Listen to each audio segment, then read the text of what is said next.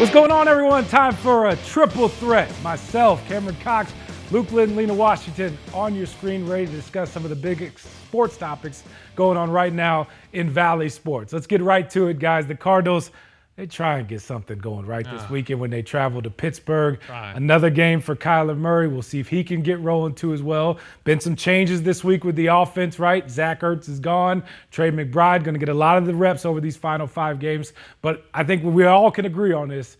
It starts with number one. Lina, we'll start with you.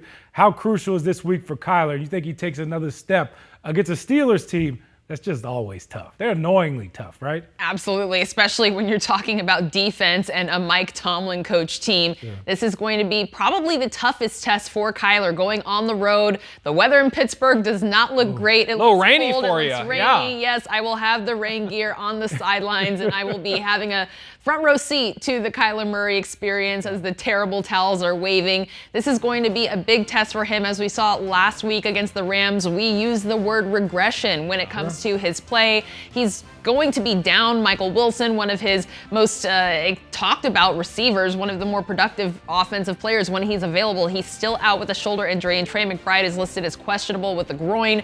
Hollywood Brown, too, has not practiced either. Lovely. Yes, those guys have been gamers on Sunday, even though they have not practiced in prior weeks and days leading up to game day. But that is going to be a concern, is who can even move the chains, catch the ball, move the ball outside of James Conner and Rondale Moore. We discussed on Sunday the lack of explosive plays from this team so far this season. Rondale Moore accounting for 2 of the 3 that I counted 40-plus yard plays from scrimmage for this team so far. And in week 4 with Kyler Murray getting the ball, I think this is going to be a crucial time for him to take a step forward and get in front of the chains, at least when it comes to the drive chart, and maybe even get Matt Prater involved with all the fourth down conversion attempts that have failed. If they can get within striking distance for that leg, get the points. Take the points while you can, especially in the climate anticipated in Pittsburgh. Luke, what do you think Kyler Murray has to do to change the narrative? A lot. Win, preferably. But, wouldn't that make everything simple? It would make everything so much better if he was just 3-0 as a starter returning from that ACL injury. You know, it's funny. Rondale Moore said, I believe to you, Lina, the other day, they can't get behind the sticks. I mean, last game they were, 3rd and 34? Yeah. These false starts. And that was like penalties. After a few penalties. Yeah. A bunch of penalties. The lack of execution needs to increase. And I think it's such a catch-22, right? Because we expect Kyler to come in, be Superman, save the day, make this Cardinals team amazing again, and take him to the playoffs, or not playoffs, but you know what I'm trying to say. Yeah. But you got to have patience because he's still learning the offensive scheme. Cam, we were talking about off camera. Maybe he's still trying to get back in shape a little bit, find his rhythm. But I do think he's got to get rid of the inaccuracies, the lame ducks, some of those bad balls he's been throwing, the underthrows. Yeah. He's got to be sharp in that department to hopefully make up for some of the inadequacies in the other areas, such as getting a rhythm and all those things. But I will say one thing. I want to see him run more because the Cardinals are 10-2 when Kyler carries the ball 10 or more times in a contest. So get him out, get him moving. We know T.J. Watt's going to be chasing him all game long. Does that work? The zone read, pull it and like that? Something like that? Yeah, but you got to do it multiple times. And if we see him move a little bit more, hopefully that opens up the passing game more, opens up his comfortability maybe in the system. And we've been talking about the smaller wide receivers. They got to get open. They got to create separation. It's not just Kyler, but of course, NFL, you always look to the quarterback first and foremost. That T.J. Watt guy, he's we thought J.J. was pretty bad good. Man. Like, T.J. is just as good, and they got to run away from him, do something. I think they know that. 91 sacks in under 100 games. I mean, just think about cold, and you got to run away from. I'll say this, though. Kyler mentioned this the other day. He hasn't had to deal with too many bad weather games in his career. He's been fairly lucky from that standpoint. One that sticks out for me, that soggy, muddy, rainy, wet day in Chicago a few years ago. They were actually able to win that game. So Kyler's done a good job when the weather has been what it was on the road too as well. So guys, it just all starts. He's the solution to all this. Yeah. And I think for the first time in his career, a lot of this is hard because it's new for him. He's never run this type of offense before. He talked about it this week that they apparently changed his footwork with this offense. He's used to having one foot up his entire career in the spread system. This kind of gets really X's. Now more under center, now as much shotgun, a lot of different. And so, like, they had to change, like, fundamentally something he's done his entire life. And I tried to kind of pull out of him, hey, man, you've been great at all these things your entire career. How difficult is it just to, like, flip that switch and do something totally different? He says he's got it down pat. It's become somewhat second nature. But he's now talked about multiple times breaking all these bad habits. that he's done in the past and fixing it with this new offense. There's clearly a learning curve. There's clearly things he needs to do better. Yeah. But this offense as a whole, they need to block better. They need to run the ball more. I think Drew Petzing, his play calling has been very predictable at times. He can call a better game. Guys got to get open. Defensively, they're going to be down more starters, especially on the back end now, some rookies too as well. If you're a defensive player, just hold on for dear life. Like just hold somebody. You know when kids tackle kids, in the little league, just hold them. All right, just figure out something because they're going to be outmanned, undermanned, all to be above on defense. So this offense is really going to have to pick it up this week against the Steelers because right now, if you're the Steelers, you're probably looking at that game and like, oh my goodness, we could attack every aspect of that defense. Offense is going to have to move the ball this week. What we've seen in weeks past is not going to be able to cut it. Very quickly, Lina, before we change topics, I just want to say, look for small progress. We're not expecting necessarily a win. You can't look at the win-loss totally. He needs to be better so they can evaluate progress. Yeah. Show us that he is worth staying next offseason and being with the Cardinals 2024 and beyond. All right, Lina. Luke is our resident. Small progress is still progress. It's true, though. It's a true You're not thing. wrong. Yeah. You're not wrong. Listen, I didn't buy into the whole evaluating Colin. I've always thought this is going to be his team long term. But he's got to put some better games together moving forward. I think across the board, that offense has to. All right, well, from one player wearing number 1 in the Valley to another player wearing number 1 in the Valley, Devin Booker is ruled out for tonight's game against the defending champion Nuggets coming to town. We've yet to see the big three of Bradley Beal, KD, and Devin Booker take the court together in a regular season game, guys. They've been doing a little musical chairs with who's healthy, who's not, who's available. They have other guys who are also battling injuries right now. Me personally, I won't be concerned until maybe February, All-Star break, trade deadline, when I don't see All-Star those break? guys all together. Okay. Yes, that's where I'm looking ahead, where if we see these injuries and for a long stretch, I'm going to be concerned. But as you look ahead to what the Suns have, the in-season tournament, the rest of the season with the Western Conference and the gauntlet that lies ahead, they are 11-9 so far, 11-7, excuse me, so far this season.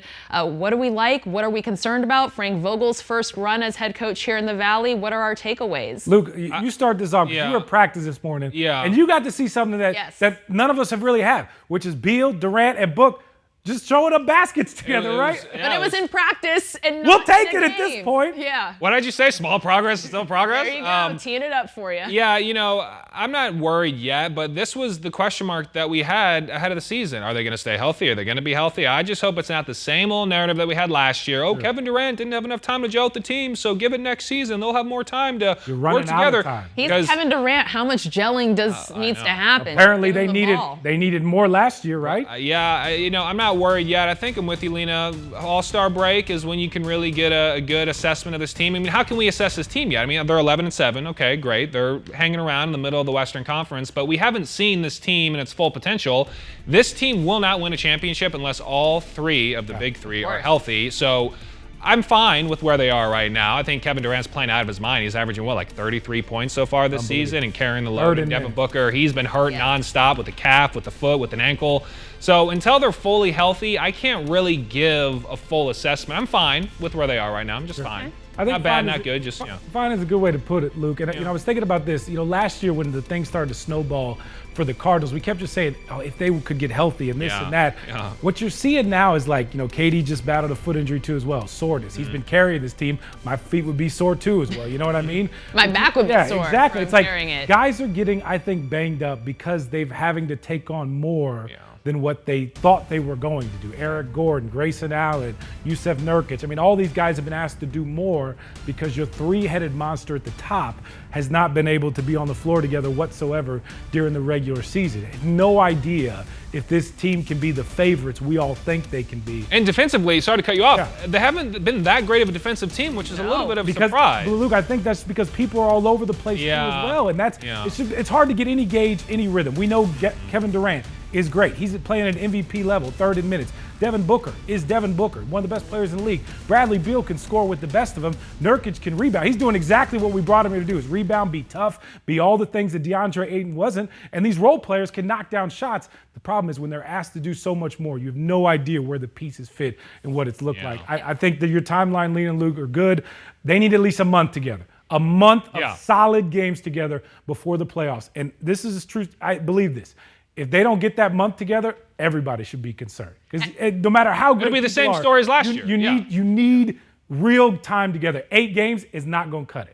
And this team, for the last several seasons, has really been known for the way that it comes together in crunch time minutes. And that's kind of the opposite of what we've seen so far from this team. It seems like things fall apart, leads get evaporated in a matter of minutes, and then it's frantically relying on Devin Booker to hit a shot in front of the Knicks bench in the Garden to get the win on the road. But yes, I think in February, fans and maybe even people within the organization might be a little concerned if we don't see Kevin Durant, Bradley Beal, and Devin Booker all on the floor together. It's pretty much championship or bust for this team. But also, they're stuck with these guys. Like KD, Book, and Bradley Beal, that's their core for the foreseeable future. I'm talking years.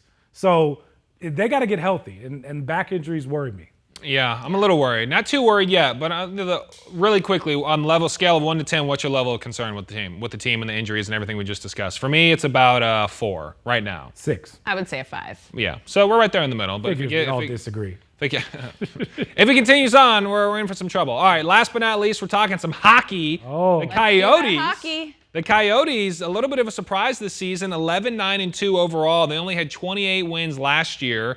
Are we surprised with this, I'm not going to say hot start, but they're on a little bit of a hot streak. Cam, what do you think? It's been impressive to watch them take down former Stanley Cup champs this week. Listen, Andre Tourney, I thought he should have deserved Coach of the Year last year, if not this year too as well. Like the job he's done growing up these younger guys so quickly has just been so impressive to watch. Logan Cooley being promoted to as well after getting benched early on in the year, like for him to grow up to and find a good spot. He's a baby. Yeah, I mean, 19. just a young dude too as well. Like he's done such a phenomenal job with this team. Listen, Bill Armstrong at the beginning of the year said they weren't a playoff team yet. They had to show him something, right? What they've shown him is they can be tough, be physical, and they can hang with any team in hockey. And we've seen that across sports, no matter what league it is.